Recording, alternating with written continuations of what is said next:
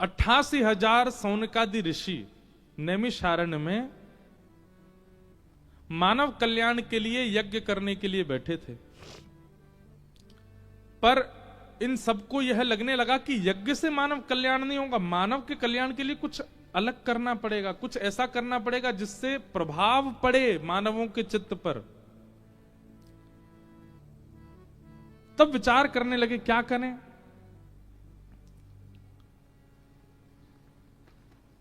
तभी उस सभा सूत जी का आगमन हुआ और सूत जी से 88,000 ऋषियों ने पूछा कि महाराज, मानव कल्याण के लिए हमें क्या करना चाहिए। 6 प्रश्न किए और इन्हीं 6 प्रश्नों में 7 दिन की कथा चलती है। आज हम पर भी कुछ प्रश्न आए। एक प्रश्न तो किन्होंने लिख करके दिया है कि उनकी दीक्षा हो चुकी है और दीक्षा से अब वो अपने गुरु मंत्र जो उनको गुरुदेव ने प्रदान किया उसका अर्थ जानना चाहते हैं। हम आपसे एक प्रार्थना करेंगे, एक भाव आपके सन्मुख रखना चाहेंगे निवेदन करते हुए। हम अर्थ तो जानते हैं, पर गुरु मंत्र जो है उसका अर्थ, उसका विवेचन गुरु से ही श्रवण करना चाहिए। और इसका प्रमाण है हमारे भाष्यकार श्री रामानुज स्वामी जी महाराज, श्री रामानुजाचार्य जी, जिस परंपरा के हमारा पूरा बंग परिवार अधिकतर सब रामानुज परंपरा से, हम भी रामानुज परंपरा से। हमारे श्री रामानुजाचार्य स्वामी जी, आप अपने गुरुदेव के चरणों में 17 बार गए। अष्टाक्षर मंत्र जो हमको गुरु मंत्र मिला है, हम आप सब लोगों को, उस अष्टाक्षर मंत्र की विधि जानने के लिए 17 बार गए अपने गुरुदेव के चरणों में। और हर बार इनके गुरुजी टाल देते, नहीं बताते या भाव कुछ अन्य कह देते, पर रामानुज स्वामी जी नहीं माने। बार बार गुरुदेव के पास जाते कि अष्टाक्षर मंत्र की विधि क्या है, ये जो अष्टाक्षर मंत्र हम लोग जपते हैं इसका अर्थ क्या है, मुझे बताइए। ये हमारे भाष्यकार श्री रामानुज स्वामी जी का दर्शन। आप शेषावतार श्री बलराम जी, लक्ष्मण जी ही बलराम जी बने और वही बलराम जी ही कलयुग में शेषावतार श्री रामानुजाचार्य जी के रूप में प्रकट हुए। जब इतनी ललक आपके भीतर जग गई गुरु मंत्र की विधि जानने की, तब 17 बार के बाद गुरुदेव ने कृपा की और सोचा कि इतना इतना उत्सुक है गुरु मंत्र की विधि जानने का, तो अब मैं इनको बताऊंगा। और गुरुदेव ने तुरंत उनको बैठा करके अष्टाक्षर मंत्र की विधि बताई। हमारे यहां गुरु मंत्र को माइक पे या स्पष्ट नहीं बोलना चाहिए। तो जब गुरुदेव ने अष्टाक्षर मंत्र की विधि बताई और विधि बताते ही रामानुज स्वामी जी तुरंत गुरुदेव को प्रणाम करके एकांत में गए और एकांत में जाकर के जैसे ही अष्टाक्षर मंत्र करना प्रारंभ किया, इतने में ही चंदन की सुगंधी आने लगी, कपूर की सुगंधी आने लगी, केसर की सुगंधी आने लगी, दिव्य तेज आंखों में पड़ने लगा। केवल एक अष्टाक्षर उच्चारण ही किया था, इतने में ही ये सब अनुभूतियां होने लगी। सुंदर मंद सुगंध शीतल हवा बहने लगी। आपने जैसे ही नेत्र खोल करके देखा, शंख चक्र गदा पद्मधारी श्रीमन नारायण साक्षात सन्मुख खड़े हैं। गुरु मंत्र की विधि जानने के तुरंत बाद ठाकुर जी का दर्शन हो गया। रामानुज स्वामी जी ने जैसे ही ठाकुर जी को देखा, हमारे श्री नाभा जी भक्तमाल जी में वर्णन करते हैं, रामानुज स्वामी जी ने तुरंत प्रणाम किया ठाकुर जी को और प्रणाम करके भगवान तो इतने प्रसन्न थे कि हमसे थोड़ी बात करें, कुछ कहें, पर रामानुज स्वामी जी ने कोई बात नहीं करी। तुरंत दौड़ करके गए और श्री रंगनाथ मंदिर के गोपुरम पर चढ़ गए और गोपुर हुए आरूढ़ उच्च स्वर मंत्र उच्चारो।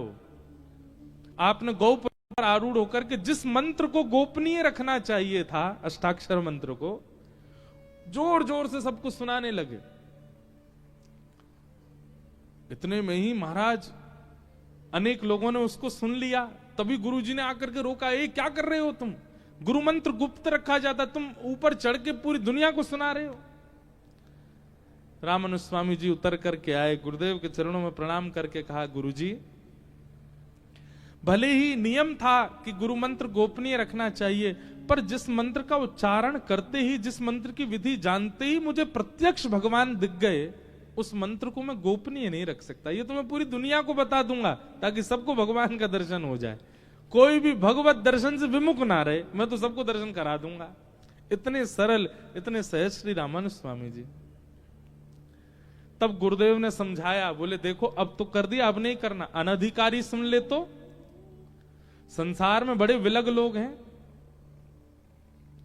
अगर किसी को पता चल जाए कि मंत्र बोलने से भगवान मिलते हैं, गाड़ी पंचर हो गई बीच में, तुरंत मंत्र बोल दिया, हे द्वारिकाधीश पधारो। तो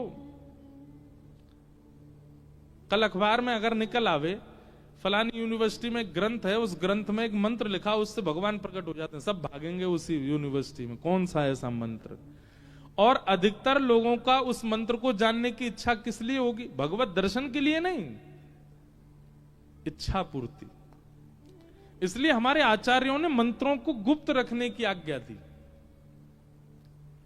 तो इसलिए आपने जो ये बात पूछी है कि आपके गुरुदेव ने जो आपको मंत्र दिया वो आपने लिखा भी है, और आपने एक संकेत भी किया कि भगवत गीता में वह श्लोक है, उसका आप भाव प्रकट करें, क्योंकि ये गुरु आज्ञा से आपको प्राप्त है। इसलिए हम निवेदन करेंगे कि आप अवसर मिलने पर अपने गुरुदेव से ही इसका भाव जानें, तो ही उसका लाभ है। और इस प्रकार मंच से तो प्रकट करना भी उचित नहीं है हमारी पद्धति में। अब आपकी पद्धति में होता हो तो बात अलग है, हमारी रामानुज पद्धति में गुरु मंत्र और गुरु आज्ञा का प्रचार नहीं करना चाहिए। आपका भाव हम द्वारिकाधीश जी से कृपा करेंगे, आपके गुरु जी जल्दी आपको आपके मंत्र की विधि बताएं। फिर एक और प्रश्न आया है, आपने कहा है कि मेरा मन बहुत शीघ्र ही हर किसी के प्रति आदर भाव प्रकट कर देता है। इसका कई बार परिणाम ऐसा निकलता है जैसा कल्पनाओं में भी कभी नहीं सोचा। मतलब आप गलत ही बोलना चाह रहे हैं कि आप बहुत जल्दी सबका आदर कर देते हैं, सबके प्रति आपका सम्मान का भाव आता है, और उसके बाद फिर कल्पनाओं में भी नहीं सोचा, ऐसा कुछ घटना घटती है। व्यक्ति की परख कैसे करूं? अच्छा करने के बाद भी, अच्छा सोचने के बाद भी लोग गलत भाव रखते हैं। मैं फिर हरी इच्छा मानकर स्वीकार, आधा पन्ना पढ़ा है तो उसमें पद प्रशस्त करें। मतलब आपका भाव यही है कि आप सबके प्रति सम्मान का भाव रख लेते हैं, आदर का भाव रख लेते हैं, पर लोगों की विचारधारा विचित्र होती है। लोगों की परख कैसे हो? सबसे पहली बात, ये आपके ऊपर बहुत बड़ी कृपा है कि आपको सबके अंदर केवल गुण दिखते हैं। ये बहुत बड़ी कृपा है। ये मानव का स्वभाव नहीं है, ये दैव स्वभाव है कि आपको सबके अंदर गुण दिखता है। ठाकुर जी का ये स्वभाव है, गुरु का ये स्वभाव है, सब में गुण देखना। और राक्षसों का स्वभाव क्या? राम जी में भी अवगुण देखना। ये राक्षस का स्वभाव। जिन राम जी को देख करके पत्थर भी पिघल रहे थे, उन राम जी को देख करके रावण तब भी यही सोच रहा है, ये बनवासी राम मेरा क्या बिगाड़ेगा। उसको वहां पे भी दोष ही दिख रहा है। तो इसका मतलब क्या है? गुण दर्शन करना ये भगवत कृपा है। परंतु कई बार गुण देख करके आप उसका बहुत सम्मान कर देते हैं, तो फिर उसका गलत भाव अपनाना आपके जीवन में आ जाता है। तो उसके लिए क्या करें? हमने अपना अनुभव किया है, वही बताएंगे। सत्संग व्यक्ति को 3 बातें सिखाता है। आंख पढ़ना, नेत्रम, वक्त्रम और विकारेण। जब आप बहुत सत्संगी हो जाते हैं, खूब अच्छे से सत्संग करने लगते हैं, रोज कथा सुनने लग जाते हैं, तो आपको 3 चीजों की परख होने लग जाती है। व्यक्ति के नेत्र, व्यक्ति की वाणी और व्यक्ति की चाल ढाल, आकृति, उठता कैसे, बैठता। इन सब से आपको पता चल जाएगा कि व्यक्ति संबंध बनाने योग्य है कि नहीं। याद रखिएगा, दोष नहीं देखना है, अवगुण नहीं देखना है, पर हां कितना सामीप्य बनाना है, यह सत्संग आपको सिखा देगा। आप व्यक्ति के नेत्रों की मटकाने से ही पता कर लोगे कि ये स्थिर स्वभाव वाला है कि नहीं। उसकी आंखें पलकें कितनी बार झपकती हैं, उसी से ही अनुभव होने लग जाएगा कि इसका स्थिर मन है कि नहीं। पहली बात नेत्रम, दूसरी बात वक्त्रम। बात करते समय किन शब्दों का प्रयोग करता है, उन शब्दों से पता चल जाएगा कि ये व्यक्ति उचित है कि नहीं, ये व्यक्ति संबंध बनाने योग्य है कि नहीं। अब देखो, एक बात हम सामान्य बात बताएंगे, ज्यादा क्लिष्ट नहीं। एक व्यक्ति बहुत अच्छी सेवा करते हैं अपने ठाकुर जी की, तो मुझे मिले, महाराज जी मेरे ठाकुर जी का दर्शन कर लीजिए। मैंने कहा भैया हम तो कथा में व्यस्त हैं, हम तो नहीं जा पाएंगे। तो उन्होंने कहा मैं अपने ठाकुर जी यहीं ले आऊंगा। अब ले आऊंगा शब्द, इस शब्द से यह पता चलता है कि वह व्यक्ति ठाकुर जी की सेवा में अति निपुण नहीं है। अगर अति निपुण होता, ठाकुर जी को सामान्य व्यक्ति भाव से ले आऊंगा नहीं कहेगा, क्या कहेगा? मैं अपने ठाकुर जी पधराऊंगा। अब ये एक शब्द आ जाता है तो पुष्टि मार्गीय भाव, पर सेवा में अति रहने वाला व्यक्ति फिर शब्दों से उसके से पता चल जाता है कि वो क्या कह रहा है। महाराज जी, अब कई लोग भोजन पवाते हैं, आपको रोटी डाल दूं, रोटी डाल दूं, चटनी डाल दूं, सब्जी डाल दूं। अब ये डाल दूं शब्द से क्या पता चलता है कि इन्होंने संतों को भोजन कराया ही नहीं है कभी, ये वैष्णवों को भोजन नहीं कराना जानते, इसीलिए बोल रहे हैं डाल दूं। हम कोई गैया हैं, बछड़ा हैं, कौन है डाल दूं? वैष्णव को क्या कहा जाता है? आपको सब्जी परोस दें या पधरा दें। कभी संतों की पंगत में बैठोगे तो संतों की पंगत में परोसने की भी एक नियम, वहां पे नमक नहीं कहेंगे, वहां पे राम रस। अब बेचारा जिसने कभी संत पंगत नहीं पाई होगी, राम रस आ रहा, डाल दो। राम रस होता नमक। रोटी राम, रोटी राम, रोटी राम। महाप्रसाद में, अब देखो बंबई का बच्चा अगर बैठ जाए पंगत पाने और महाराज पंगत बोल रही महाप्रसाद महाप्रसाद महाप्रसाद महाप्रसाद, अब वो पहले महाप्रसाद मतलब कोई विशेष प्रसाद होगा, महाप्रसाद कहते हैं चावल को। तो शब्दों से व्यक्ति कैसा है और किस संगति में रहता है पता चल जाता है।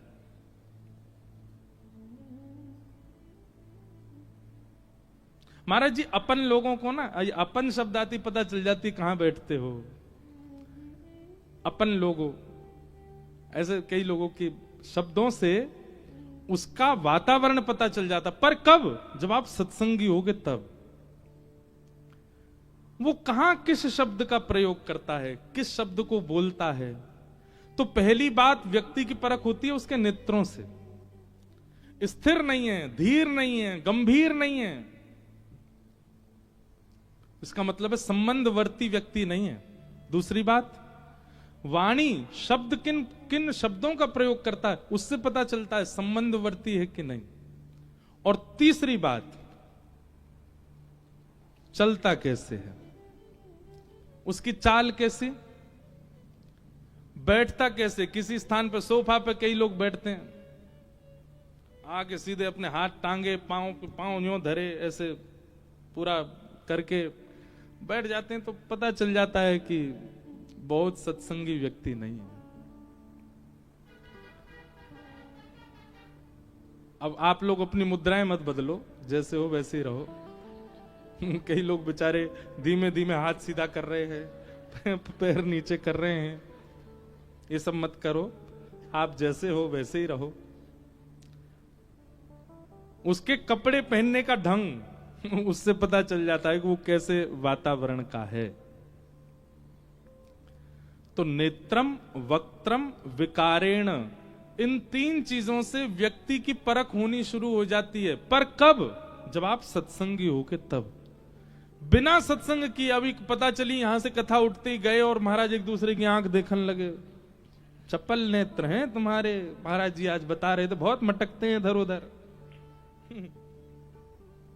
देखो तुम कैसे शब्द का प्रयोग कर रहे हो, देखो तुम बिस्तर पे आके कैसे औंधे लेट को, महाराज जी बोल रहे थे विकार से पता चलता है व्यक्ति कैसा है। ये सब अभी परखने मत लग जाना। कम से कम अपने कानों को पहले बहु सत्संग प्रदान करो। जब अधिक मात्रा में आप सत्संग करने लग जाएंगे तो ये करना नहीं पड़ेगा आपको जबरदस्ती देखना नहीं। आपकी पहली झलक पड़ते ही व्यक्ति की आपको इतना पता चल जाएगा कि ये अति संबंध बनाने योग्य है कि नहीं। हाँ, आप देखोगे उसमें भी गुण अच्छा है, भले ही कुछ भी हो पर ये गुण इनमें है। पर हाँ, मुझे इनसे कितनी दूरी रखनी है ये आपको अनुभव हो जाएगा। मीराबाई वृंदावन में जब विराजती थी ना, तो एक बार अकबर और बीरबल इन दोनों को पता चला कि मीराबाई वृंदावन में रहती हैं। तो अकबर जो था ये सुनवैया अच्छा था, ये सुनने के लिए कुछ भी कर सकता था, अच्छा स्वर सुनने का बड़ा आदी था, उसको चस्का था सुनने का। मीराबाई बहुत सुंदर गाती थी। तो इसने बीरबल से कहा, बोले सुनो, हमने सुना वृंदावन में मीराबाई रहती हैं। हाँ, उनका स्वर सुनना है। तो बीरबल बोला, देखिए वृंदावन में किसी का भी स्वर आपको सुनना है तो आप बादशाह बनकर के तो नहीं सुन सकते, क्योंकि वृंदावन वाले जो हैं ये बादशाहों के लिए नहीं गाते, ये तो ठाकुर जी के लिए गाते हैं। तो आपको रूप बदल के, ऐसे ही एक और घटना भी आती है। वहां तानसेन के साथ अकबर गए थे स्वामी श्री हरदास जी का स्वर सुनने के लिए। तो वहां तो ऐसा हो गया था कि तानसेन ने कहा कि देखिए हमारे स्वामी श्री हरदास जी महाराज जी सबके सामने नहीं गाते, ये केवल ठाकुर जी के आगे गाते हैं, उनका स्वर सुनना है तो आपको मेरा सेवक बन के चलना पड़ेगा। तो इतना रिजवार था अकबर कि तानसेन का तंबूरा उठाने वाला बन गया, पीछे पीछे हजूरी करता हुआ चल रहा है कि स्वामी जी का मैं स्वर सुन लूं। तानसेन ने बोला था, बोले देखो तुम चल तो रहे हो स्वामी जी के पास, पर आपकी एक बहुत गलत आदत है। क्या आप किसी का भी स्वर सुनते हो तो वाह वाह वाह ऐसे करते हो? स्वामी श्री हरदास जी के सामने वाह वाह मत कर देना, नहीं तो बहुत पिटाई होगी, कोई नहीं देखेगा तुम बादशाह हो कौन हो। अकबर बोला नहीं नहीं, मैं वाह वाह नहीं करूंगा। और अकबर बिल्कुल दीन हिंसा बनकर के, बिल्कुल सेवक बनकर के तानसेन के गए। निधिवन राज में विराजे थे, हाथ में लिए वीणा, हाथ में श्री स्वामी हरदास जी महाराज ठाकुर जी को कुछ सुना रहे थे। इतने में बीरबल ने आकर के, तानसेन ने आकर के जैसे प्रणाम किया, स्वामी श्री हरदास जी ने उसको देखा, पीछे देखा तंबूरा पकड़े कोई खड़ा है। स्वामी जी ने इशारा किया, गाओ तानसेन, कुछ गाओ। तो तानसेन गाने लगे। एक तानसेन का बहुत अच्छा पद है पर आपको समझ नहीं आएगा इसलिए नहीं सुनाऊंगा, पर सुनाऊंगा थोड़ा, एक आध शब्द तो कहूंगा। नाम आया है तो एक तानसेन का भी पद सुनाएंगे। तो तानसेन से कहा कुछ सुनाओ, तो तानसेन गाने लगा। गाते गाते गाते पीछे से अकबर ने नोचा, बोले तुम्हारा नहीं गुरुदेव का सुनना है, कुछ करो इनसे गब्बाओ। तानसेन बोला ये ऐसे तो गाएंगे नहीं, मैं कुछ गड़बड़ी करूंगा तो मेरे को सुधारने के लिए गाएंगे, और जैसे ही मुझे सुधारने को गाएंगे तो ये अकबर सुन लेगा। तो तानसेन गाते गाते गाते गाते उन्होंने कुछ गड़बड़ी की गाने में। जैसे ही गड़बड़ी की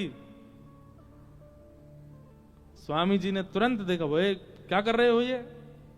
गुरुदेव थोड़ा आगे वाला भाव आ नहीं रहा है, आप बता देंगे? स्वामी जी मंद मंद मुस्काए, बोले सीधे बोलो हमारा स्वर सुनना चाहते हो? बोले जी गुरुदेव यही बात है। बोले क्योंकि मैं जानता हूं कि तुम इस राग में बहुत निपुण हो, गलती कर नहीं सकते, ये जानबूझ के कर रहे हो। और स्वामी जी ने जैसे ही स्वर छेड़ा, आहा, आकाश में सूर्य चंद्र एक साथ प्रकट हो गए। एक तरफ वर्षा ऋतु आने लगी, एक तरफ शिशिर ऋतु, एक तरफ ग्रीष्म ऋतु। जितने पृथ्वी के कण थे सब कण झंकृत होने लगे। लता पत्र गुल्म सब पुष्पित, सब पल्लवित, सब फलित होने लगे।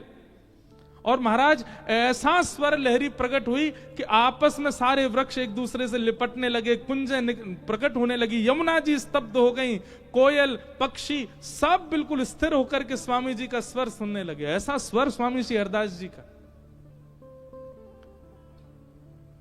बादशाह अकबर का मुंह खुला रह गया, आंख खुली रह गई, वो तो स्तब्ध हो गया स्वर सुन करके। और जब गायन करते करते करते करते स्वामी श्री हरदास जी महाराज ने जैसे ही अपना गायन पूर्ण किया, पूर्ण होते ही सब यथावत समान हो गया। और जैसे ही समान हुआ, बादशाह अकबर को होश आया, होश आती बोला वाह वाह वाह। उसकी वाहवाही सुनते ही स्वामी श्री हरदास जी महाराज को क्रोध, कौन है ये वाहवाही कर रहा है, ये कौन है, ये जरूर कोई बादशाह है, ये तुम्हारा कोई तंबूरा उठाने वाला नहीं, सत्य बताओ कौन है, नहीं तो इसको अभी देख लूंगा मैं। तुरंत तानसेन ने कहा, बोले तुरंत चरणों में गिर जाओ, नाक रिगड़ो गुरुदेव के सामने। वाहवाही क्यों करी तुमने, क्यों? क्योंकि वृंदावन में रहने वाले किसी व्यक्ति विशेष को रिझाने को नहीं गाते, जी को रिझाने के लिए गाते हैं। वो व्यक्ति विशेष उस पर प्रशंसा कर दे, वो उनको स्वीकार नहीं।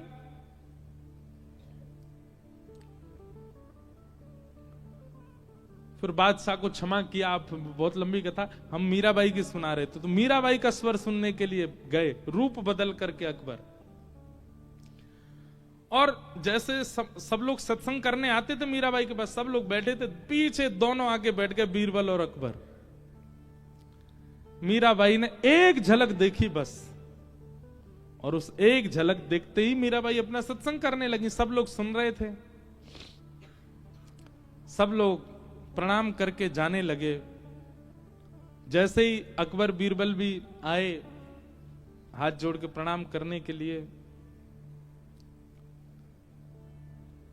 मीराबाई के सामने जैसे ही झुके, तुरंत मीराबाई कहती हैं, एक जहां पना का इतना दीन होना यह बताता है कि वो सत्संग तो करता है। आप भले ही रूप बदल करके आए हैं, परंतु रूप बदल करके किसी सत्संग में आए हैं, इससे मुझे बड़ी प्रसन्नता है। अकबर हक्का बक्का रह गया, इनको कैसे पता, ये कैसे पहचान गई? अकबर कोई छोटा मोटा राजा तो है नहीं, उसके पास तो एक से एक पलस्तर करने वाले हैं, वो खूब रूप बदल के आया, पर मीराबाई पहचान गई। अकबर कहता है, ये विद्या आपके पास कहां से आई? तो मीराबाई कहती हैं, ये सत्संग की विद्या है। सत्संग ऐसी दृष्टि प्रदान करता है कि सामने वाला व्यक्ति कौन है, किस प्रकार का है, क्या खाता है, कैसी जगह बैठता है, कैसी जगह उठता है, ये सब अनुभव उसके केवल एक बार नेत्र देखने मात्र से हो जाता है। ये सत्संग का प्रभाव। आपके बैठने की अदब से पता चल रहा था कि आप जहां पना है, आप सत्संगी नहीं है। सत्संगी ऐसे नहीं बैठता जैसे आप बैठे थे। तो नेत्रम, वक्त्रम और विकारेण, इन तीनों से पता चल जाता है व्यक्ति कितना साम्यवर्ती हो सकता है, कितना समीप लाने योग्य है। इसलिए जिनका ये प्रश्न है, उनसे हमारी प्रार्थना, सत्संग बढ़ाइए, परखने की भावना से नहीं, केवल सत्संग कीजिए। जैसे ही सत्संग आपके चित्त में आने लगेगा, आपको लगने लगेगा, जैसे घी लगता है शरीर को तो मोटापा बढ़ता है, मीठा लगता है तो शुगर बढ़ती है, ऐसे ही दवाई लगती है तो बुखार उतरता है, ऐसे सत्संग लगेगा, सत्संग आपके चित्त में जाने लगेगा तो आप नेत्रों से परखिया भाव में आ जाओगे, परखने लग जाओगे। फिर और दो प्रकार का परखना होता है, एक तो होता है सबको परख करके उनके प्रति हीन भावना रखना, पर सत्संगी परखिया कैसा होता है, वो परख भी लेगा और हीन भावना भी नहीं रखेगा। वो पहचान जाएगा कि व्यसनी है, पर व्यसनी को देख करके भी उसके चित्त में हीन भावना नहीं आएगी। संसारी व्यक्ति जो परखने वाला होता है, वो देख, अच्छा ये तो बहुत पीता है, इससे संबंध नहीं रखना, ऐसा हो जाए। पर सत्संगी ऐसा नहीं होता, वो परखने के बाद भी त्याग नहीं करेगा, हाँ अति सामीप्य में भी नहीं लाएगा। तो जिनका ये प्रश्न था, बहुत अच्छा प्रश्न, ऐसे प्रश्न होने चाहिए कि सुनना, बोलने वाला, सुनने वाला और सबको समाधान मिले।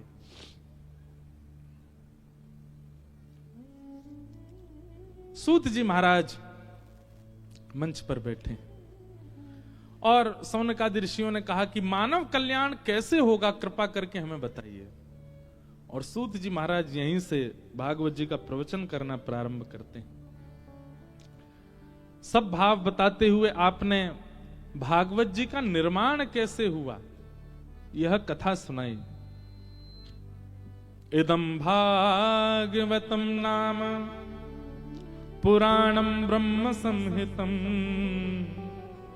उत्तम श्लोक चरितम चकार भगवान ऋषि। बहुत ध्यान से सुनिए, जिन कथा को आप सुन रहे हैं भागवत जी को, इनका निर्माण कैसे हुआ।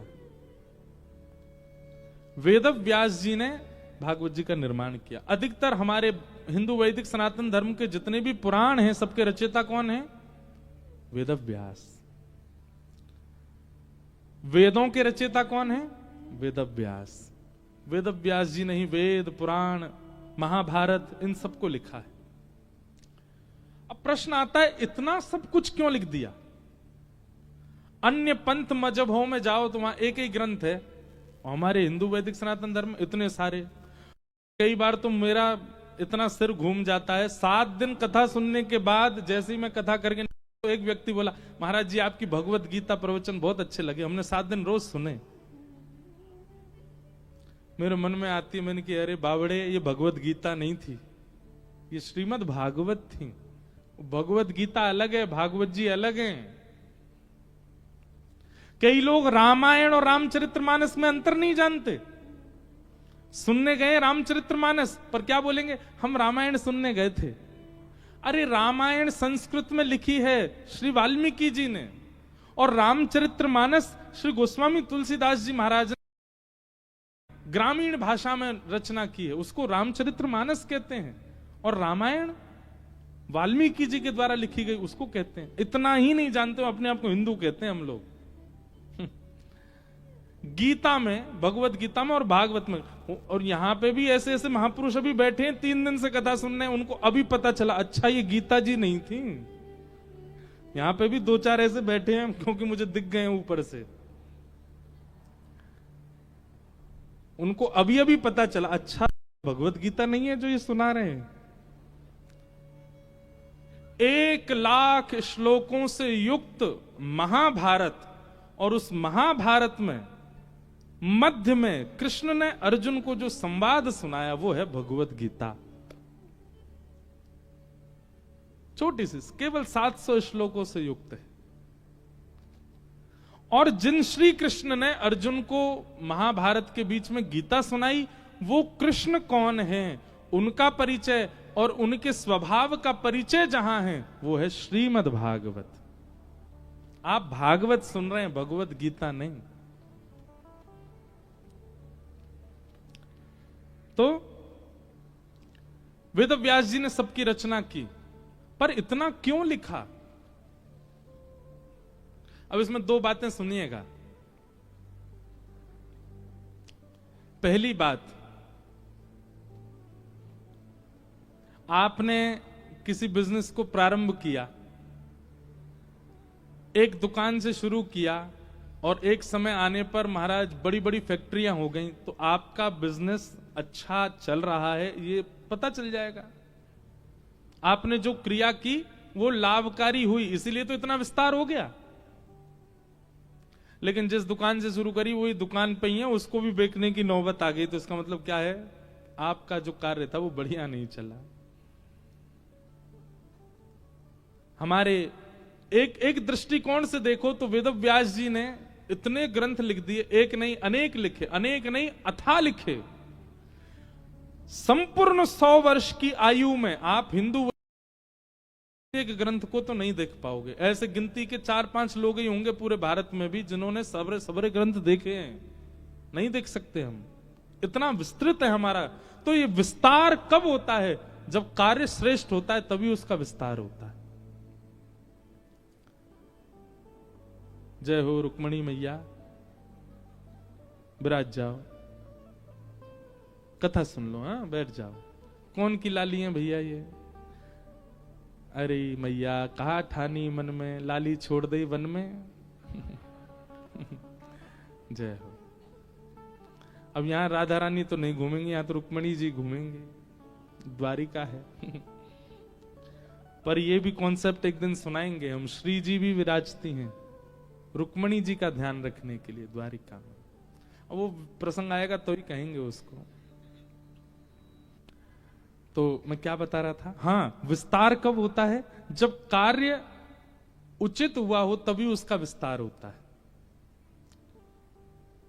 और दूसरी बात, वेदव्यास जी ने इतना विस्तार इसलिए किया क्योंकि वो जो रच रहे हैं उससे उनको कहीं ना कहीं संतुष्टि नहीं हो रही थी। स्वांत सुखाय तुलसी रघुनाथ गाथा, जब तक आपको स्वयं को सुख नहीं मिलेगा अपनी क्रिया से, आप चाहे उस काम को कितना भी अच्छा कर लीजिए, उससे किसी का नहीं हो सकता। हम कथा में आते हैं तो बहुत सारे लोग हमको बोलते, ये वाला भजन सुना देना महाराज जी, ये वाला प्रसंग सुना देना, ये वाली कथा सुना देना। यहां बैठ करके हम वो सुनाते हैं जो हमारे चित्त में आ रहा होता अचानक, और लगता है कि इससे अगर मेरा चित्त प्रसन्न है तो निश्चित है जितने लोग बैठेंगे सबका चित्त प्रसन्न हो जाएगा। पर एक व्यक्ति विशेष का भाव रख के अगर मैं यहां से कुछ स्पेसिफिक चीज कहूंगा तो वही प्रसन्न होगा, सब नहीं होंगे। सबकी प्रसन्नता तब हो सकती है जब प्रवचन करने वाला स्वयं अपने चित्त को प्रसन्न करता हुआ बोल रहा हो। तो वेदव्यास जी इतना कुछ लिख रहे थे पर उनका चित्त कहीं ना कहीं प्रसन्न तो था, पर अभी भी लग रहा था कुछ तो रह रहा है, कुछ तो छूट रहा है, कुछ तो अपूर्णता है, जिसके कारण वेदव्यास जी बड़े चिंतित हो गए कि मैं क्या करूं। मैंने इतना कुछ लिख दिया, महाभारत लिख दी, 18 उपपुराण लिख दिए, 17 महापुराण लिख दिए, मेरा मन अशांत, अभी ऐसा क्यों लग रहा है कि कुछ अपूर्ण है, कुछ छूट रहा है। तभी वहां नारद जी का आगमन हुआ और नारद जी आकर के बोले, भगवान आप इतने उदास क्यों हो? तो वेदव्यास जी बोले, मैंने इतना कुछ लिख दिया, मेरे मन को शांति नहीं मिल रही है। तब नारद जी ने कहा, अशांति का कारण केवल एक है। बोले क्या? बहुत ध्यान से सुनिएगा, ये विषय बहुत अच्छा लगता मुझे। यहां जितने भी जॉब करने वाले बैठे हैं या जितने भी घर संभालने वाले बैठे हैं, सब ध्यान से सुनना। आप अपना पूरा पूरा दे रहे हो फिर भी मन अशांत है, कारण क्या है? कारण यहां नारद जी बता रहे हैं, आपकी पूर्णता है कार्य में, लेकिन फिर भी हृदय की अशांति का कारण केवल एक है। भवतानुदित प्रायम यशो भगवतो मलम ये नैवासौ न तुष्येत मन्ये तद्दर्शनम खिलम। नारद जी कह रहे हैं, व्यक्ति सब कुछ अर्पित करने के बाद भी अशांत क्यों है? बहुत ध्यान से सुनना, गंभीर बात है। उसने धर्म आचरण किया है, उसने अर्थ आचरण किया है, उसने काम आचरण किया है, उसने मोक्ष आचरण किया है। ये चतुर्विध पुरुषार्थ है, धर्म अर्थ काम और मोक्ष। आपने सब कुछ लगा दिया लेकिन फिर भी आपका मन अशांत क्यों है? क्योंकि आपने धर्म अर्थ काम मोक्ष चारों का आश्रय लिया, प्रेम का आश्रय नहीं लिया। कहीं ना कहीं आपके शांति का कारण क्या है? आपके चित्त में प्रेम का अभाव। किसका अभाव? प्रेम का। चित्त में प्रेम नहीं है, इसलिए आपको आपकी हर क्रिया में अपूर्णता लगेगी। इसका एक उदाहरण दें, है तो बहुत सामान्य सा उदाहरण पर शायद समझ आ जाए। होटल में भोजन करने जाओ,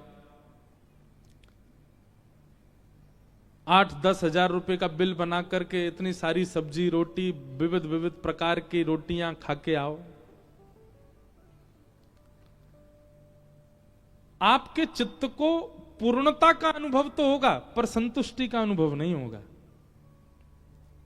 पर वही घर में मां फूली फूली रोटी बनावे और हाथ की चटनी बना दे, बस और कुछ नहीं। चलो एक काम, एक और दाल बना दे बढ़िया वाली, केवल दाल चटनी और फूली फूली रोटी बढ़िया हाथ की बना करके आपको पवा दे, आपको संतुष्टि का भी अनुभव होगा और पूर्णता का भी अनुभव होगा। चित्त में एक अद्भुत शांति सी लगेगी। और विशेष रूप से यह अनुभव वो लोग कर पाते हैं जो बहुत बाहर रहते, जैसे हम पूरी दुनिया में रहते हैं ना, इधर से उधर जाते रहते हैं। हमको तो बहुत याद आती है कि कब घर जाएं, कब माँ के हाथ से कुछ पाएं। वो सामान्य सी चटनी पूरी दुनिया के व्यंजनों के आगे फीकी सी लगती। क्यों? क्योंकि आपने होटल में जो बनाया, वहां व्यक्ति जिसने भोजन बनाया वो कर्म करता हुआ, वो बस सब्जी बना रहा है, उसमें मसाले डाल रहा है, उसमें नमक डाल रहा है, उसमें सब्जियां डाल रहा है, रोटी बना रहा है, दुनिया भर की बातें कर रहा है। उसमें मेहनत है, परिश्रम है, वस्तु है, सामग्री है, प्रेम नहीं है। पर घर में जो मां प्रसाद बना रही है, उसमें सामग्री भले ही ना हो पर प्रेम है। मेरा बेटा आया बहुत दिन बाद, इसके लिए कुछ बनाए, तो वो एक रोटी भी ऐसी लगती है अमृत तुल्य। चलो होटल की भी बात छोड़ो, घर की भी बात छोड़ो, मंदिर का प्रसाद पाओ, एक दिन पाना जरूर, कोई व्यवस्था बने तो। हाँ, राजभोग, ठाकुर जी श्री द्वारिकाधीश जी का राजभोग जरूर पाना। क्यों स्वाद आएगा उसमें? क्योंकि मंदिर की रसोई में बनाने वाले भी किसी व्यक्ति के लिए नहीं बना रहे हैं। वो किस भाव से बना रहे हैं? हमारे द्वारिकाधीश पाएंगे। मंदिर में कई सामग्रियों का प्रयोग नहीं होता, जैसे कई मंदिरों में टमाटर का प्रयोग नहीं होता, कई मंदिरों में बैगन का प्रयोग नहीं होता, कई मंदिरों में मूली का प्रयोग नहीं होता, गाजर, लहसुन, गार्लिक तो बनते ही नहीं। क्यों? मैंने एक बार यहीं हमारे द्वारिकाधीश मंदिर के पुजारी जी से पूछा कि मंदिर में कौन सी सामग्री प्रयोग होती है। उन्होंने एक उत्तर दिया, बस वही उत्तर ही पर्याप्त है।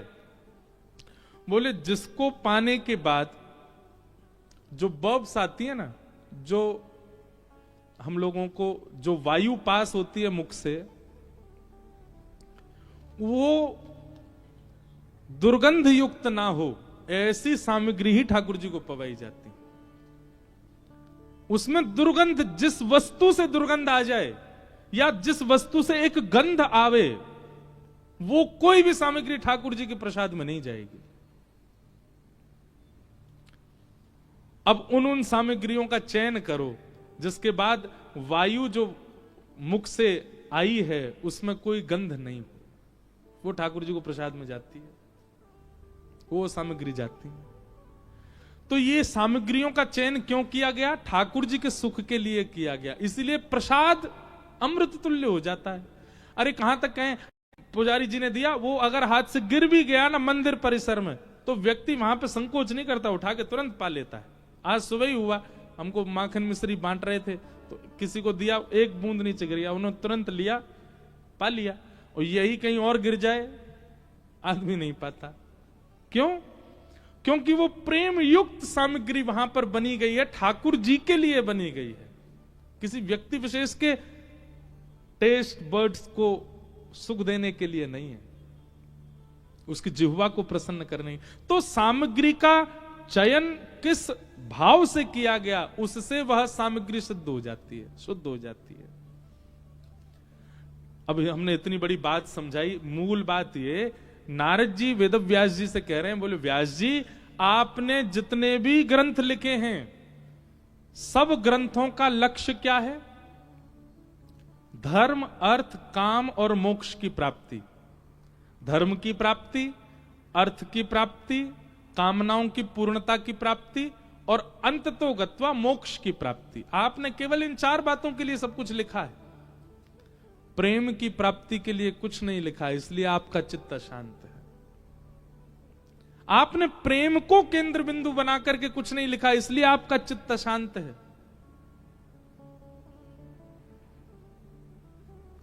प्रेम को प्रधान मान करके आप कुछ लिखिए, आपका चित्त अशांत नहीं होगा। भैया जब व्यक्ति प्रेमी हो जाता है ना, वो धर्म की चिंता नहीं करता। सबसे पहली बात, व्यक्ति प्रेमी हो जाता है फिर उसको अर्थ की चिंता नहीं होती।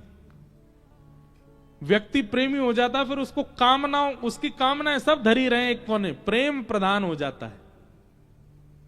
और क्षमा कीजिए अगर मैं प्रेम की बात कर रहा हूं तो ये आजकल के आशिकों को मत ले लेना इसमें बिल्कुल भी।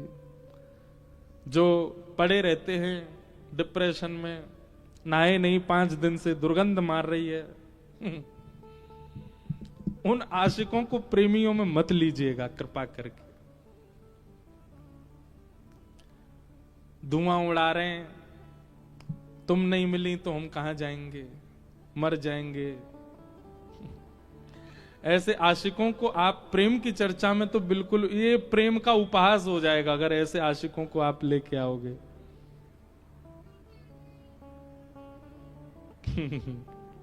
मेरे को बातें तो बहुत आ रही हैं पर मैं नहीं कहूंगा। लोग बाग काट काट के दुनिया में फिर उसको डाल देते हैं। मिले हो तुम हमको बड़े नसीबों से। ये ऐसे आजकल के आशिक बोलते हैं। भाई प्रेम तो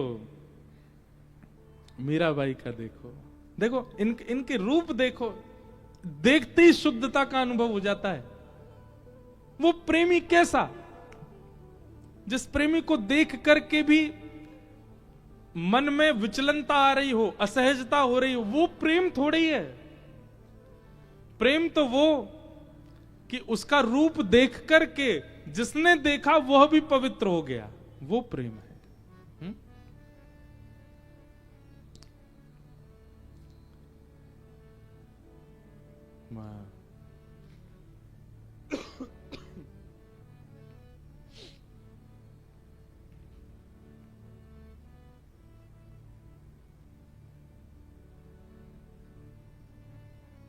प्रेम तो वो श्रेष्ठ जिनको देख करके मन शुद्ध हो जाता हो, हृदय पवित्र हो जाता हो, और मलिनता आ जाती हो, और काम भावना प्रकट हो जाती हो, और क्रोध आ जाता हो, और ईर्ष्या द्वेष और दूर रहने की, ये कोई प्रेम है? प्रेम तो वो जो आपको भी शुद्ध कर देता हो, वो प्रेम है।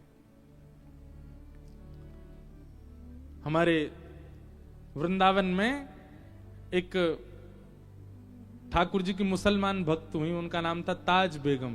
क्या नाम था? ताज बेगम। उनको मंदिर में घुसने नहीं दिया जाता था। क्यों? क्योंकि वो हिंदू नहीं थी।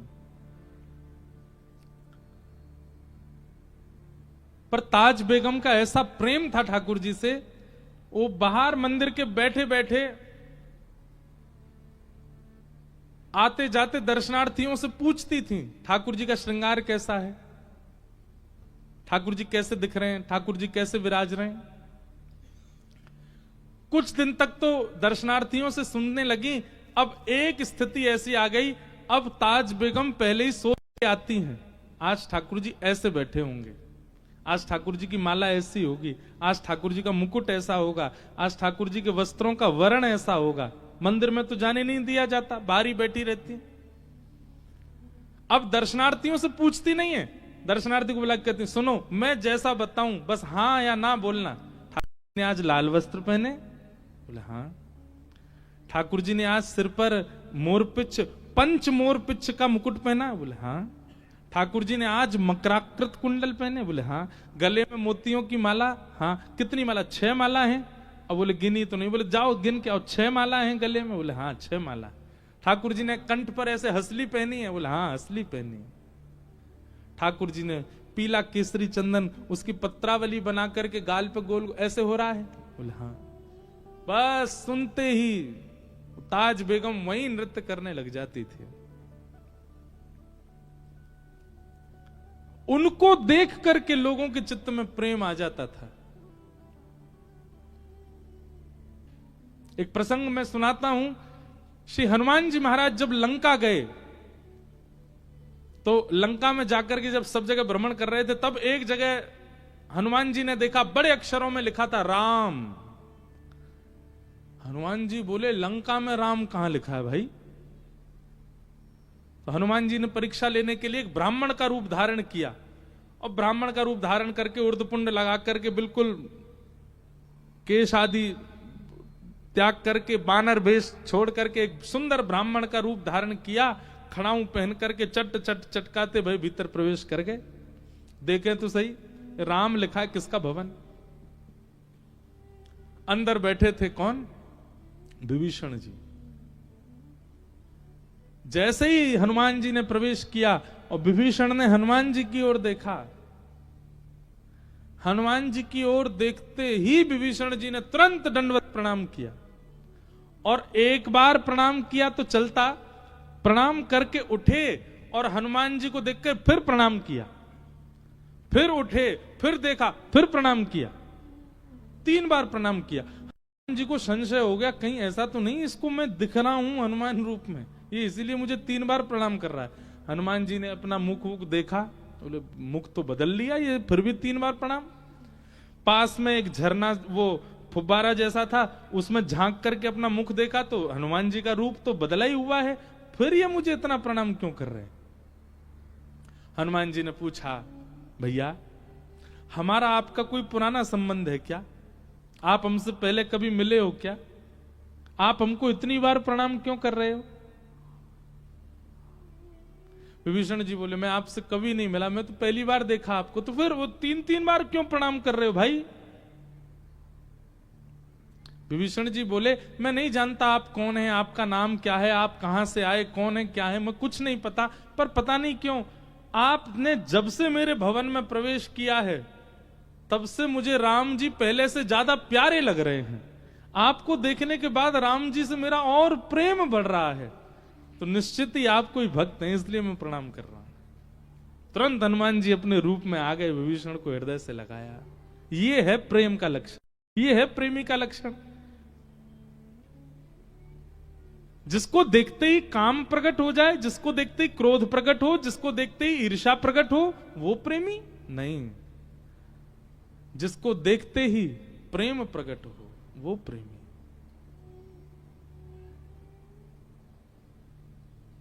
वो प्रेमी।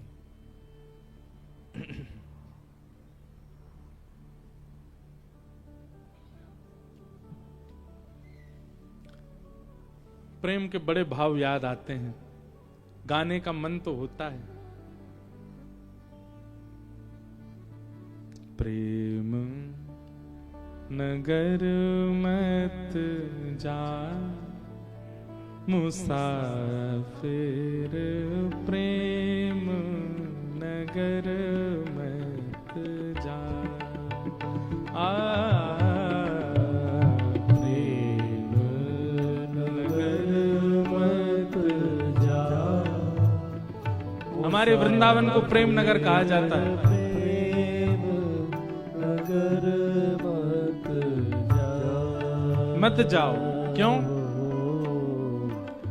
प्रेम नगर की सकरी हैं गलियां, प्रेम नगर की सकरी हैं गलियां, प्रेम नगर की सकरी हैं गलियां, प्रेम नगर की सकरी हैं गलियां, प्रेम नगर की सकरी हैं गलियां, प्रेम नगर की सकरी है। क्यों?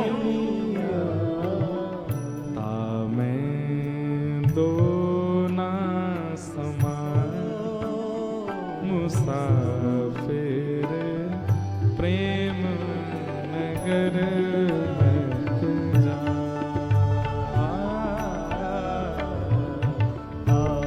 तामें दो ना समान मुसाफिर, प्रेम नगर मत जा। ओ प्रेम नगर की गहरी है नदियां, प्रेम नगर की गहरी नदियां, ओ प्रेम नगर की गहरी है नदियां, ओ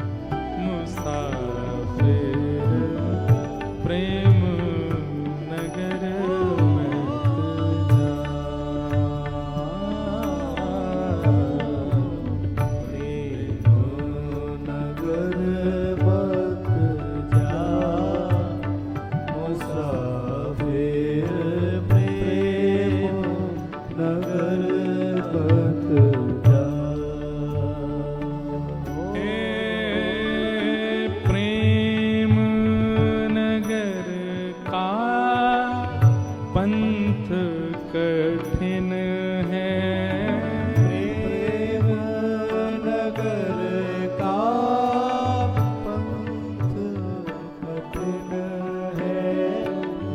प्रेम नगर का पंथ कठिन है। प्रेम नगर का पंथ कठिन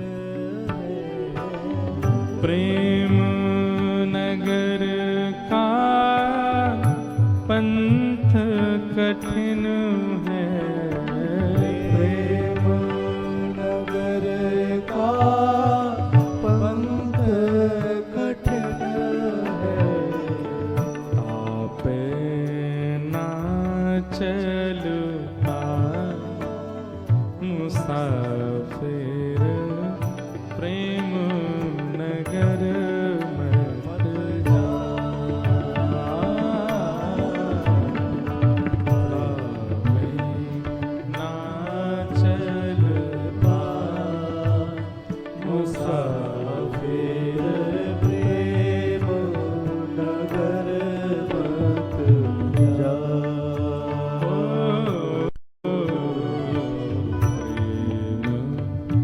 नगर मत जा मुसाफिर प्रेम नगर मत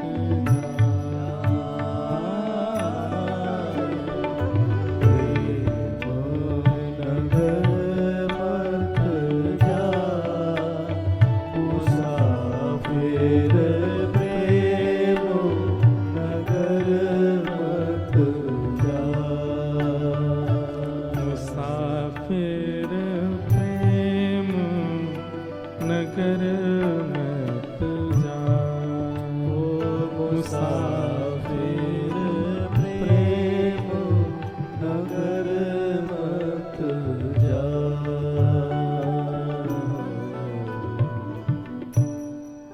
प्रेम के वश अर्जुन रथ हाँक्यो।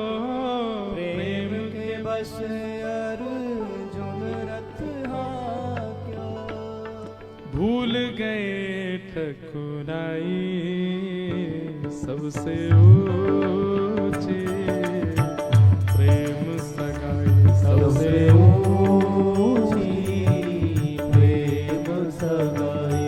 सबसे ऊंची प्रेम सगाई। सबसे ऊंची प्रेम सगाई। हे दुर्योधन की मेवा त्यागी। दुर्योधन की मेवा त्यागी। दुर्योधन की मेवा त्यागी। दुर्योधन की मेवा त्यागी। हाँ साख विदुर घर खाए। ओ साख विदुर घर खाए। हाँ साख विदुर घर खाए। ओ साख विदुर घर खाए। ओ सबसे ऊंचे प्रेम सगाई। सबसे ऊंची प्रेम सगाई। सबसे ऊंची प्रेम सगाई। सबसे ऊंची श्री द्वारिकाधीश की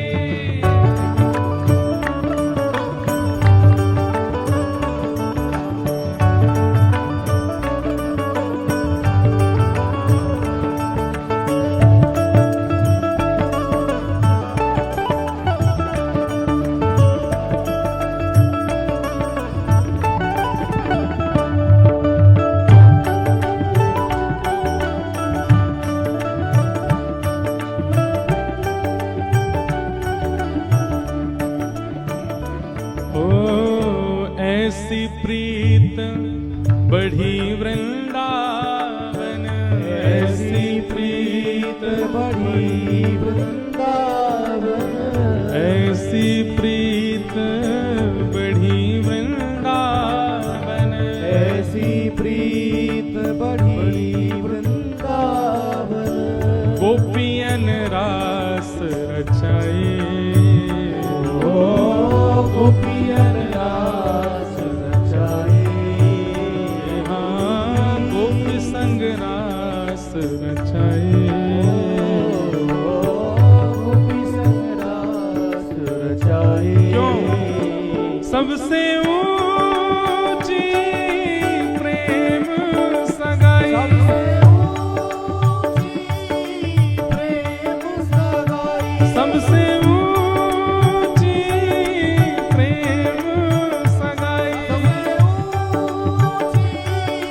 प्रेम सगाई, सबसे ऊंची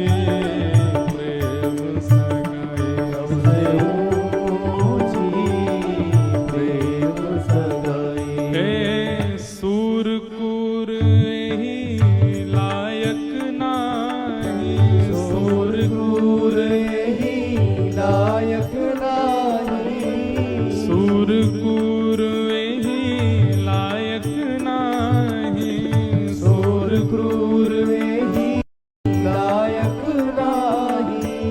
कहीं विधि करहूं बड़ाई, ओ कहीं विधि करो बड़ाई, कहीं विधि करहूं बड़ाई, कहीं विधि करो बड़ाई। हे सबसे ऊंची प्रेम सगाई, सबसे ऊंची प्रेम सगाई, सबसे ऊंची प्रेम सगाई, सबसे ऊंची प्रेम सगाई, सबसे ऊंची प्रेम सगाई, सबसे ऊंची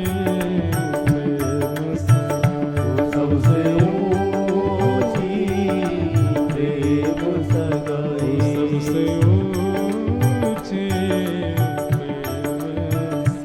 सबसे ऊंची प्रेम सगाई।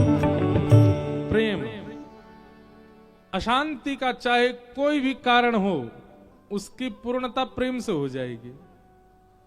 प्रेमी चित्त यदि है आपका, तो कोई भी विलगता क्यों ना आ रही हो, चाहे शारीरिक पीड़ा है, मानसिक पीड़ा है, बौद्धिक पीड़ा है, पारिवारिक पीड़ा है, आप प्रसन्न ही रहोगे, क्योंकि प्रेम से भरपूर। अब वो प्रेम ठाकुर जी से हो तो वो प्रीति, वो प्रसन्नता आपकी बनी रहेगी। आप सदैव अंदर से अपने आप को संतुष्ट ही रखोगे, चाहे फिर कुछ हो जाए संसार में।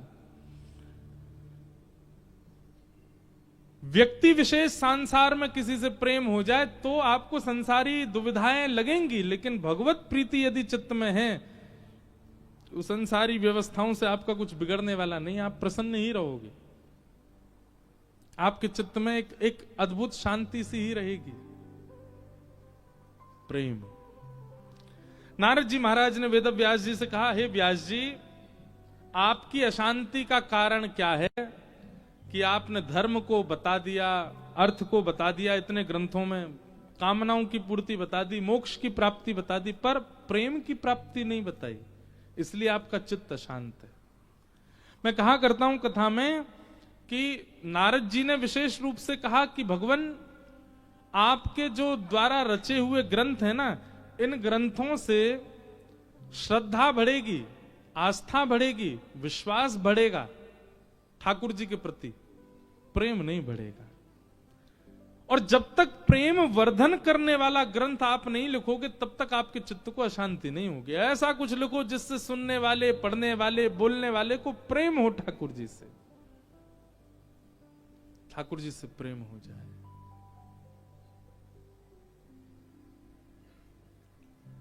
वेद व्यास जी महाराज ने तब कहा कि प्रेम की प्राप्ति, प्रेम वर्धन का भाव चित्त में हो, उसके लिए मुझे कैसा भाव लिखना पड़ेगा? बोले ठाकुर जी के ऐश्वर्य नहीं, ठाकुर जी के गुणों का वर्णन करो, ठाकुर जी के स्वभाव का वर्णन करो। तो स्वभाव सुनकर के प्रेम अपने आप हो जाएगा। अब जिससे ब्याह होना है, लड़का का आपने सारे गुण बता दिए, बहुत धनवान है, उस पर ये वाली गाड़ी है, इतना कमाता है, कद इतना बड़ा है, कॉम्प्लेक्शन ऐसा है, ऐसे हंसता है, ऐसे चलता है, सब बता दिया आपने। गुण तो बहुत सारे बता दिए। कन्या ने ब्याह भी कर लिया, 2 साल बाद बेचारी रो रही थी, क्यों? सब कुछ था, स्वभाव तो बताया नहीं आपने, उसका स्वभाव कैसा है। स्वभाव तो बिल्कुल उल्टा था, बाकी सारे गुण तो थे, स्वभाव तो था ही नहीं। तो यही बात नारद जी ने कही, बोले आपने जितने भी ग्रंथ लिखे सब में भगवान का गुण लिखा है, स्वभाव नहीं लिखा। अब ऐसे ग्रंथ की रचना करो जहां ठाकुर जी का स्वभाव हो। ठाकुर जी का स्वभाव कैसा है? कितने वर्णन करें ठाकुर जी के स्वभाव का, एक से एक स्वभाव है ठाकुर जी के।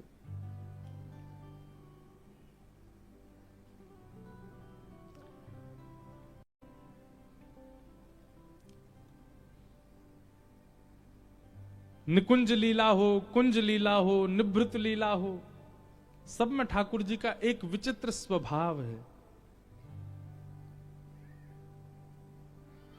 एक लीला ऐसे सुनाते हैं हमारे ब्रज में।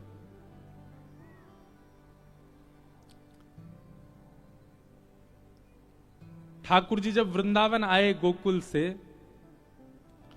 तो भगवान की बड़ी मैया आई। बड़ी मैया किसको कहते हैं? ताई जी को। हमारे ब्रज में आज भी ताई जी, ताऊ जी, चाचा चाची कम बोलते हैं। हमारे ब्रज में आज भी बोलते हैं छोटी मम्मी छोटे पापा, या छोटी माँ छोटे पिताजी, बड़ी माँ बड़े पिताजी, ये ताऊ जी कई घरों में आज भी बोलते हैं ऐसा। तो ठाकुर जी यशोदा मैया गोद में बैठे, इतने में ही बूढ़ी सी एक मैया आई। ठाकुर जी बोले मैया जो कौन है, धाम धुल्ला सी चली आ रही है।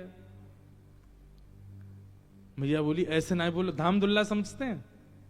धाम धुल्ला समझते हैं? कई ऐसी माताएं होती ना, उनसे चला भी नहीं जाता, इतनी तगड़ी होती हैं, और ऐसे ऐसे करके चलती हैं। कोई बैठी हो तो बुरा नहीं मानना, मतलब अपने वजन के कारण उनसे चला नहीं जाता, उनको 2 लोग ऐसे करके चलते हैं, इसको कहते हैं धाम धुल्ला सी। ठाकुर जी बोले मैया देख कैसी धाम धुल्ला सी चली आ रही है। मैया बोली लाला ऐसे मत बोले कर, तेरी बड़ी मम्मी है, तेरी बड़ी मैया है जे, चल जल्दी तो उतर जा, चरणन में प्रणाम कर ले बड़ी मैया के। मैया ने ठाकुर जी को उतारा। अब मैया तो गई, मैया जाके प्रणाम करने लगी, चरण छूने लगी। लाला तो गई, लाला चल प्रणाम कर। सो ठाकुर जी ऐसे टेढ़ी सी नजर करके देखे उनकी ओर। मैया बोली क्यों प्रणाम ना कर रहे हो? ठाकुर जी बोले नीचे आ मैया पहले। मैया नीचे आई और कान में ही कहूंगो। मैया ने कान आगे क्यों? बोले बता क्या बात है? बोले या प्रणाम करवे तो मुझे कहां मिलेगो, पहले बता। यशोदा मैया बोली नेक सो इतनो स्वार्थी है, बिना कछु मिले तो प्रणाम नहीं करेगो। अब मैया दूध पी के घी खाए के मैंने अपनो शरीर बनायो, अब झुकना पड़ेगा, घुटने पे बैठना पड़ेगा, हाथ आगे करने पड़ेंगे, सिर झुकाना पड़ेगा, इतना श्रम करूंगा, कितना घी खर्च हो जाएगा भीतर से, वहां के बदले कछु तो मिलना चाहिए मुझको। मैया बोली लाला तू बहुत विचित्र है। मैया जल्दी बता मुझे कहां मिलेगा। अब इतनी जिद करने लगे, सो मैया ने धीमे से कह दी लाला तू पीछे पड़ो रे मेरे, ब्याह करा दे, ब्याह करा दे। जी बड़ी मैया है, या के संपर्क में खूब सारी छोरी हैं, इन्हें प्रणाम करेगा तो तेरे काजे तेरी जैसी कोई छोरी ले आवेंगे, ब्याह करा देंगे तेरो। और कितने ठाकुर 3.5 वर्ष के, केवल कितने, यही द्वारिकाधीश भीतर बैठे हैं राजा धीराज बन के। 3.5 वर्ष के जाके मैया तो कह रहे मैया क्यों प्रणाम को? मैया बोली तेरो ब्याह है जाएगा, कर ले प्रणाम। बड़ी मैया ने नहीं सुनी बात ठाकुर जी और यशोदा जी के बीच में, जैसे ही सुनी ब्याह है जाएगा, इन्हें प्रणाम करवे थे। ठाकुर जी ने चरण नहीं छोड़े, दंडवत वहीं तई हाथ लंबे कर महाराज, और दंडवत ऐसे, दंडवती परिक्रमा देखी गिरिराज जी में, दंडवती परिक्रमा लगा में जहां हाथ जाए फिर वहां से फिर लेटे। ठाकुर जी दूर से दंडवती करते भाई आ रहे, अरे मेरी बड़ी मैया आई, बड़े दिना में आई। मैया बोली अरे लाला इतना श्रम मत कर। ना ना मैया तू आगे मत आइयो, मैं ही खड़ी रह, मैं आ रहा हूं तेरे पास। दंडवत करते भाई ठाकुर जी जा रहे हैं। मैया के तो नेत्रन में आंसू आ गए, अरे यशोदा तेरो लाला कितनो प्रेमी, अरे मेरो लाला। जैसे ही ठाकुर जी चरणन में गए, अपने कोमल कोमल हाथों से जैसे ही मैया के चरण छुए, ऐसा प्रेम उमड़ पड़ा नेत्रों में अविरल। तुरंत ठाकुर जी उठा के गोद में ले लिए, अरे मेरो लाला ऐसा प्रणाम करे, मेरे लाला को जल्दी से ब्याह जाए। और जैसे ही कही मैया ने ब्याह जाए, ठाकुर जी तो महाराज अंक में भर गए मैया के। भैया तू इतने दिन आते कहां ही, इतना विलंब क्यों किए तेने आवे में। अब तो स्थिति ये हो गई ठाकुर जी गोद से उतरते ही नहीं है, मैया की, वो बड़ी मैया की गोद में ही लगे रहे। रात में सोवे को समय भयो, मैया गई लाला चल सोवे को समय है क्यों, चल मैं बड़ी मैया के पास ही सोऊंगो, मोको तो इनमें ही सुख मिल रहा है। मैया बोली लाला कैसो है, पता चल गई ब्याह करावे वारी है तो वह छोड़ ही नहीं रहे हैं। ऐसे एक भाव है, कभी ठाकुर जी की प्रेम लक्षणा भक्ति प्राप्त करनी हो, ठाकुर जी को लोभ दो। कैसा लोभ, कोई भोजन का लोभ दो। ठाकुर जी अगर आप मेरे घर पधारोगे मैं ऐसा ऐसा भोजन बना के पवाऊंगी, ठाकुर जी मेरे यहां पधारोगे तो ऐसा ऐसा श्रृंगार करूंगी। लेकिन होनी चाहिए वो शुद्ध भावना, हमारी बात सुन के मत बोल देना आप। या ठाकुर जी देखो ठाकुर जी हमने बहुत सुंदर एक श्री जी को स्वरूप सिद्ध करवाया है, आप हमारे घर पधारोगे तो उनसे ब्याह करा दूंगी।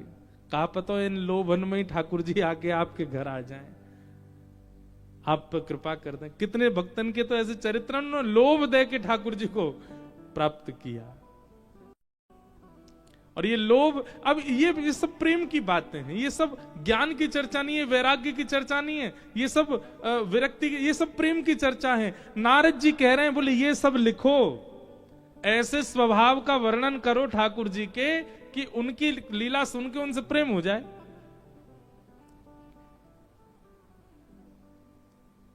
एक दिन ठाकुर जी यशोदा मैया की गोद में बैठे, सबरी गोपी आ गई, सब गोपी घेर करके बैठी हैं, बीच में यशोदा मैया लाल जी को लेके बैठी हैं। सब गोपी पूछ रही मैया अपने लाला के गुण बताओ, लाला के गुण बताओ। मैया बोली कहां बताऊं, बोल वो सीख गयो, चल वो सीख गयो, तब ते तो यानी मेरी नाक में दम ही कर दियो है। सब गोपी बोली ऐसा कहा करे तुम्हारो लाला, बोले मेरे पीछे पड़ो रे, काई यो के मेरो ब्याह करा दो। अब बताओ या को कौन ते ब्याह कराऊं। गोपी बोली लाला तू नेक सो तो है, कैसे ब्याह करेगा। बोले तो नेक सी ते कर लूंगा ब्याह, कौन सी बड़ी बात है। और मैं तो मैया कह रखी है इतनी बड़ी बहू लिया कि जेब में धर के गई अचरा विजाया करूं, जब मन करे सो जेब से निकाल ले करूं बाहर। हमारे लाल जी का ब्याह होने वाला अगले वर्ष, इसलिए हमको ब्याह की चर्चा बहुत याद आ रही है। देखो कैसी अद्भुत, इस बार जो नाथ द्वारा आए थे ना, उन्होंने क्या प्राप्त किया ये वही जानते, और जो नाथ द्वारा नहीं आए थे उन्होंने क्या चूक गए वो किस चीज से, ये भी वही जाने। पहले दिन से ही चर्चा चल रही थी कि अगले साल ठाकुर जी का उत्सव या तो गोवर्धन में होगा, या वृंदावन में होगा, या बरसाने में होगा। और हमारे लाल जी के उत्सव का नियम है अंतिम दिन ठाकुर जी के आगे 4 पर्ची डाली जाती हैं, उनमें से जिस स्थान की पर्ची आती है अगला उत्सव वहीं होता है। तो मैंने ऐसा भाव रखा था कि अगर बरसाने की पर्ची आई तो ठाकुर जी का ब्याह करेंगे, और गोवर्धन और वृंदावन की आई तो फिर जन्मोत्सव ही मनेगा ठाकुर जी का। पहले दिन आते ही महाराज ब्याह की ऐसी चर्चा छिड़ी। अब सब लोग बरसाने का नाम सुन के सब चिल्ला में बोले बरसाने ही आना, बरसाने ही आना, ठाकुर जी को ब्याह हो। अब मुझे ये चिंता होगी मैंने बरसाना नहीं आया तो सबका मुख उदास हो जाए, इतना उत्सव सब पे पानी फिर जाएगा। फिर जो भी आमे वो ब्याह की चर्चा करें, जो भी संत महापुरुष आमे वो ब्याह के पद गावें, सब ब्याह की बात करें। इतनी ब्याह की बात है गई, अंतिम दिन मैंने की लाला, अच्छा एक बार हमारे एक पंडित जी बोले, सुनो तीनों पर्ची बरसाने की डाल दो। कुछ भी करो बरसानो ही आएगा। मैंने नहीं यार ऐसे नहीं करना। तो फिर गोवर्धन, बरसाना और वृंदावन 3 पर्ची बनाई। और उस दिन मेरे इतने हाथ पांव कांप रहे थे, मैंने बरसाना नहीं आए तो पता नहीं ऐसा लगेगा खीर तो बनी पर शक्कर नहीं डली। बरसानो आनो चाहिए। हे लाला ने लाज रखी हो, खूब जोर से ब्याह करेंगे तुम्हारो। तीनों पर्ची पहले भागवत जी से छुपाई, खूब पूछ ली, खा दी, भैया देखो तीनों अलग अलग हैं। ठाकुर जी के सन्मुख जैसी पधराई तो 2 पर्ची तो इकट्ठी एक साथ गिरी ठाकुर जी के बिल्कुल सामने।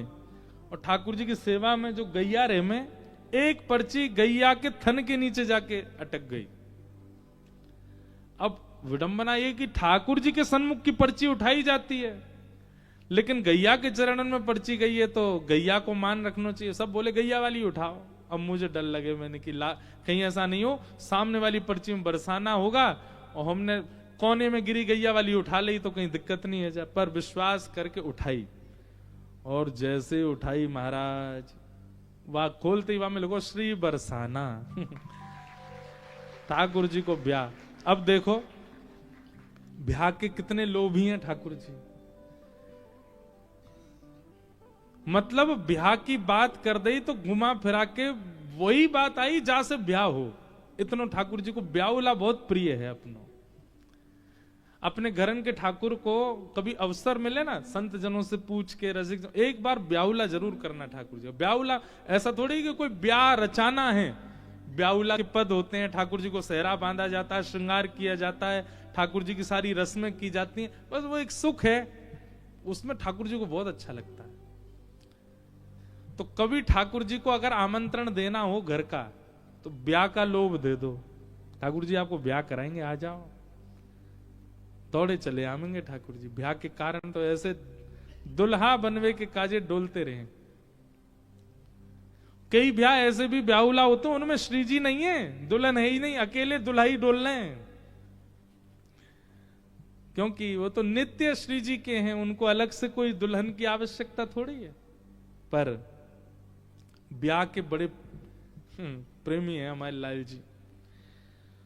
तो कभी अगर लोभ देना हो तो ब्याह का दो। ठाकुर जी क्या पता ब्याह के लोभ से ही रीझ जाएं, आ जाएं आपके पास। या फिर जो भी आप प्रस्तुत कर सकते हो, भोग का लोभ।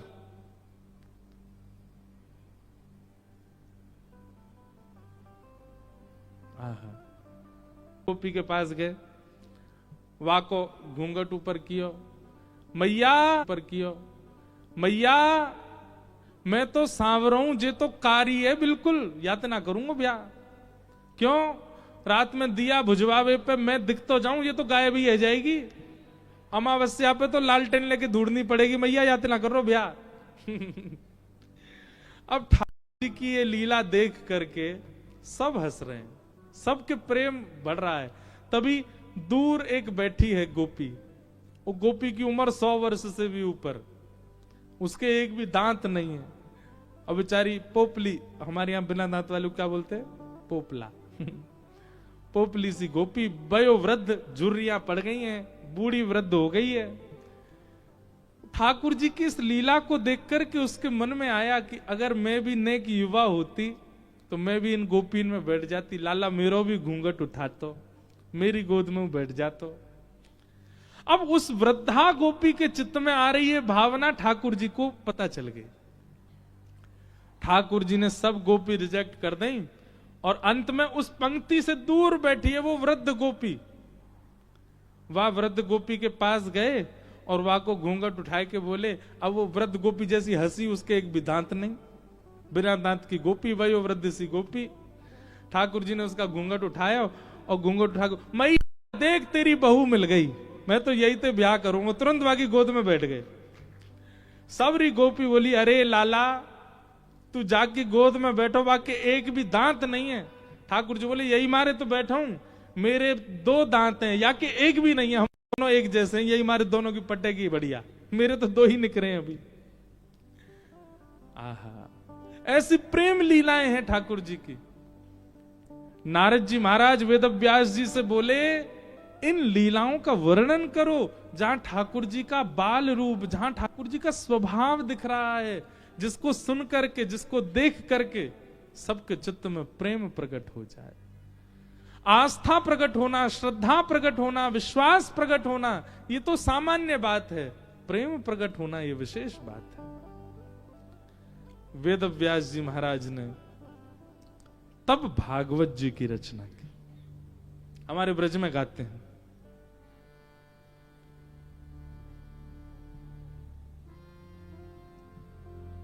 एक बहुत सुंदर भाव है, हो ऐसो। अब देखो ये ब्रज के लाला यहाँ राजा धीराज बन के बैठे हैं, यहाँ तो बिल्कुल ऐसे बन के बैठे हैं जैसे इनको कुछ आता ही नहीं है, पर हमसे पूछो इनके कारण